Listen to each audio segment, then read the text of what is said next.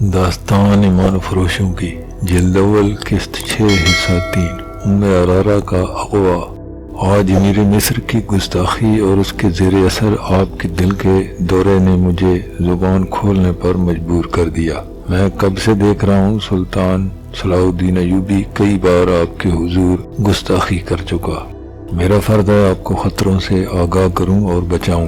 اس دوران عرارہ خلیفہ کے گالوں سے گال رگڑتی رہی اور اس کی انگلیوں میں انگلیاں الجھا کر بچوں کی طرح کھیلتی رہی۔ ایک بار اس نے خلیفہ کے گالوں کو ہاتھوں میں تھام کر پوچھا، طبیعت بحال ہوئی؟ خلیفہ نے اس کی ٹھوڑی کو چھیڑتے کہا، دوائی نے اتنا اثر نہیں کیا جتنا تیرے پیار نے کیا ہے۔ خدا نے تجھے وہ حسن اور جذبہ دیا ہے جو میرے ہر روگ کے لیے اکسیر ہے۔ اس نے عرارہ کا سر اپنے سینے پر ڈال کر رجب سے کہا، روز قیامت جب مجھے جنت میں بھیجیں گے تو میں خدا سے کہوں گا مجھے کوئی حور نہیں چاہیے، مجھے بس عرارہ دے دو۔ رجب نے کہا، عرارہ صرف حسین ہی نہیں، یہ بہت ہوشیار اور ذہین بھی ہے۔ حضور کا حرم سازشوں کا گھر بنا ہوا تھا، اس نے آ کر سب کو لگام ڈال دی۔ اب کسی کی جرأت نہیں کوئی عورت کسی عورت کے خلاف یا کوئی اہلکار قصر خلافت میں ذرا سی بھی گڑبڑ کرے۔ عرارہ نے کہا، ان کی باتیں غور سے سنیں اور صلاح الدین ایوبی کو لگام ڈالیں۔ خلیفہ نے پوچھا، رجب تم کیا کہہ رہے تھے؟ رجب نے کہا، میں عرض کر رہا تھا، میں نے اس ڈر سے زبان بند رکھی کہ امیر مصر کے خلاف کوئی بات خلافت کو گوارا نہ ہوگی۔ خلیفہ نے کہا، مجھے اس کا صرف یہی وصف پسند ہے کہ میدان جنگ میں وہ اسلام کا پرچم سرنگوں نہیں ہونے دیتا۔ ہمیں سلطان ایوبی جیسے ہی سالاروں کی ضرورت ہے جو خلافت اسلامیہ کا وقار میدان جنگ میں قائم رکھیں۔ رجب نے کہا، گستاخی معاف، مگر خلافت نے ہمیں میدان جنگ میں کبھی آزمایا ہی نہیں۔ رہا ایوبی تو وہ خلافت اسلامیہ کے وقار کے لیے نہیں، اپنے وقار کے لیے لڑتا ہے۔ آپ فوج کے سالاروں سے پوچھ لیں، ایوبی انہیں یہ سبق دیتا ہے کہ وہ ایسی سلطنت اسلامیہ کے قیام کے لیے لڑیں جس کی سرحدیں لامحدود ہوں۔ صاف ظاہر ہے وہ ایسی سلطنت کے خواب دیکھ رہا ہے جس کا بادشاہ وہ خود ہوگا۔ نور الدین جنگی اس کی پشت پناہی کر رہا ہے۔ اس نے ایوبی کے ہاتھ مضبوط کرنے کے لیے 2000 سواروں اور اتنے ہی پیادہ عسکریوں کی فوج بھیجی تھی۔ کیا اس نے خلیفہ بغداد کی اجازت سے یہ فوج بھیجی تھی؟ کیا خلیفت کا کوئی ایلچی آپ سے مشورہ لینے آیا تھا کہ مصر میں فوج کی ضرورت ہے یا نہیں؟ جو کچھ ہوا خلافت سے بالا تر ہوا۔ خلیفہ نے کہا، تم ٹھیک کہتے ہو، مجھ سے نہیں پوچھا گیا تھا، اور ہاں یاد آیا کہ ادھر سے آئی اتنی زیادہ کمک واپس نہیں بھیجی گئی۔ رجب نے کہا، واپس اس لیے نہیں بھیجی گئی کہ یہ کمک مصر پر گرفت مضبوط کرنے کے لیے بھیجی گئی تھی اور اسی لیے یہاں رکھی گئی ہے۔ مصر کی پرانی فوج کے سپاہیوں کو کسان اور بھکاری بنانے کے لیے یہ کمک آئی تھی۔ ناجی، اوروش، کاکیش، عبد یزدان، ابی آذر اور ان جیسے 8 اور سالار کہاں ہیں؟ حضور نے کبھی سوچا؟ ان سب کو ایوبی نے خفیہ طور پر قتل کرا دیا تھا۔ ان کا قصور صرف یہ تھا وہ ایوبی سے زیادہ قابل سالار تھے۔ یہ قتل کس کی گردن پر ہے؟ ایوبی نے حاکموں کی مجلس میں کہا تھا کہ خلیفہ مصر نے ان سب کو غداری اور بغاوت کے جرم میں سزائے موت دے دی ہے۔ خلیفہ نے بھڑک کر کہا، یہ جھوٹ ہے، سفید جھوٹ۔ ایوبی نے بتایا تھا یہ سب غدار ہیں۔ میں نے اسے کہا تھا گواہ لاؤ اور مقدمہ چلاؤ۔ اس نے مقدمہ چلائے بغیر وہ فیصلہ خود کیا جو خلافت کی مہر کے بغیر بیکار ہوتا ہے۔ رجب نے کہا، ان بدقسمت سالاروں کا جرم یہ تھا کہ انہوں نے صلیبی بادشاہ سے رابطہ قائم کیا تھا۔ ان کا مقصد یہ تھا کہ صلیبیوں سے بات چیت کر کے جنگ و جدل ختم کیا جائے اور ہم اپنے ملک اور رعایا کی خوشحالی اور فلاح و بہبود کی طرف توجہ دے سکیں۔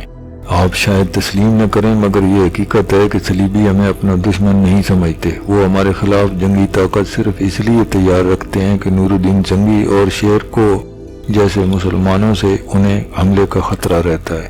شیرکو مر گیا تو ایوبی کو اپنی جگہ چھوڑ گیا۔ یہ شخص شیرکو کا پروردہ ہے۔ اس نے ساری عمر عیسائی قوم سے لڑتے اور اسلام کے دشمنوں میں اضافہ کرتے گزاری ہے۔ ایوبی کی جگہ مصر کا امیر کسی اور کو مقرر کیا جاتا تو آج عیسائی بادشاہ آپ کے دربار میں دوستوں کی طرح آتے، قتل و غارت نہ ہوتی، اتنے پرانے اور تجربہ کار سالار قتل ہو کر گمنام نہ ہو جاتے۔ خلیفہ نے کہا، مگر صلیبیوں نے بحر روم سے حملہ جو کیا تھا۔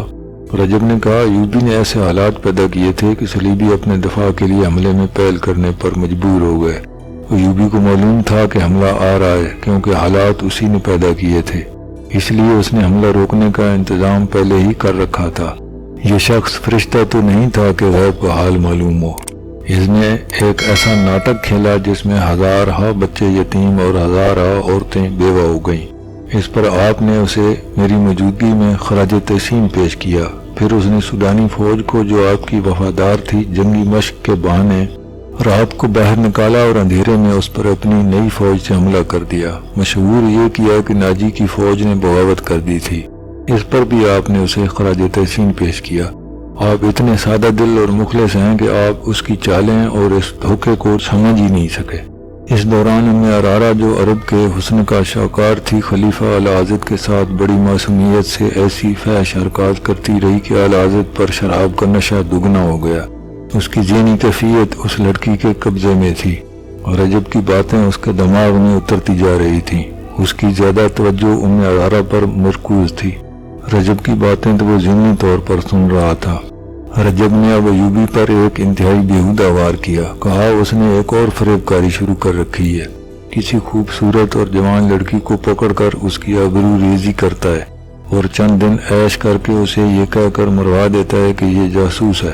عیسائیوں کے خلاف قوم میں نفرت پیدا کرنے کے لیے اس نے فوج اور عوام میں یہ مشہور کر رکھا ہے کہ صلیبی اپنی لڑکیوں کو مصر میں جاسوسی کے لیے بھیجتے ہیں اور وہ بدکار عورتوں کو بھی یہاں بھیجتے ہیں جو قوم کا اخلاق تباہ کرتی ہیں۔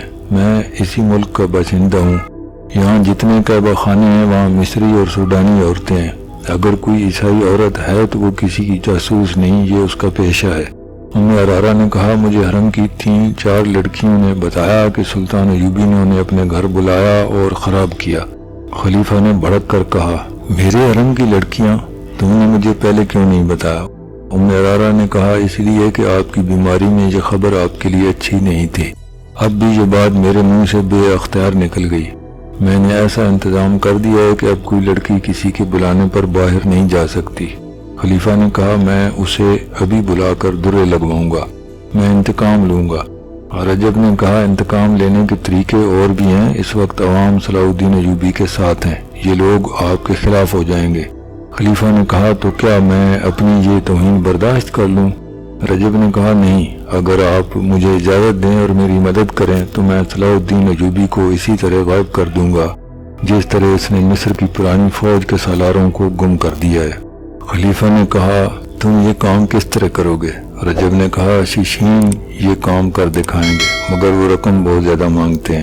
خلیفہ نے کہا رقم کا مطالبہ جس قدر ہوگا میں پورا کروں گا، تم انتظام کرو۔ 2 روز بعد جمعہ تھا۔ قاہرہ کی جامع مسجد کے خطیب کو عیسیٰ الحقاری فقیہ نے کہہ دیا تھا کہ خطبے میں خلیفہ کا نام نہ لیا جائے۔ یہ خطیب ترک تھے جن کا پورا نام تاریخ میں محفوظ نہیں، وہ امیر العالم کے نام سے مشہور تھے۔ ایک روایت یہ ہے کہ صلاح الدین ایوبی کو امیر العالم نے ہی مشورہ دیا تھا کہ اس بدعت کے خاتمے کے احکام جاری کریں، اور 2 وقائع نگار اس کا سہرا عیسیٰ الحقاری فقیہ کے سر باندھتے ہیں۔ ہو سکتا ہے یہ منصوبہ خطیب امیر العالم اور مذہبی امور کے مشیر عیسیٰ الحقاری فقیہ کے پیش نظر بھی ہو، لیکن صلاح الدین ایوبی کی گفتگو کی جو دستاویزات مل سکی ہیں ان سے پتہ چلتا ہے کہ یہ دلیرانہ اقدام سلطان ایوبی کا ہی تھا۔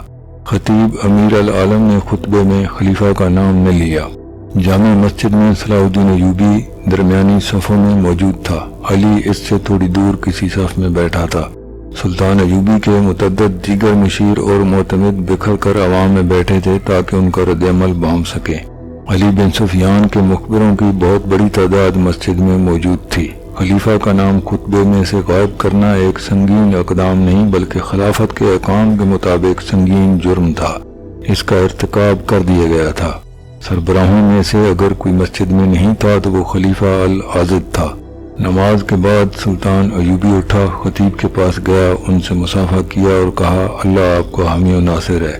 خطیب امیر العالم نے جواب دیا یہ حکم صادر کر کے آپ نے جنت میں گھر بنا لیا ہے۔ ایوبی نے کہا اگر آپ کو خلیفہ کا بلاوا آ جائے تو اس کے پاس جانے کے بجائے میرے پاس آ جانا، میں آپ کے ساتھ چلوں گا۔